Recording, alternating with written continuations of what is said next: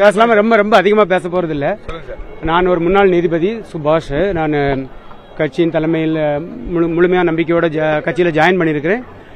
நம்ம நீதிபதிங்கிறதுனாலையும் சட்டத்தை மிகுந்த மதிப்பாக வச்சிருக்கிறதுனாலையும் இந்திய அரசியலமைப்பு சட்டம் நம்ம தமிழ்நாட்டில் முக்கியமாக முழுமையாக இம்ப்ளிமெண்ட் பண்ண வேண்டுங்கிற ஒரு முக்கிய எண்ணத்தில் தமிழக வெற்றி கழகத்தால் மட்டும்தான் அது முடியுங்கிற ஒரே காரணத்துக்காக வேண்டி தலைமையில் முழு நம்பிக்கையோட கட்சியில் சேர்ந்திருக்கிறேன். கண்டிப்பாக கட்சி பெரிய அளவில் சட்டப்பூர்வமான நல்லபடியான நடவடிக்கைகள் நடக்கும் என்பதில் ஒரு நம்பிக்கை இருக்கிறது.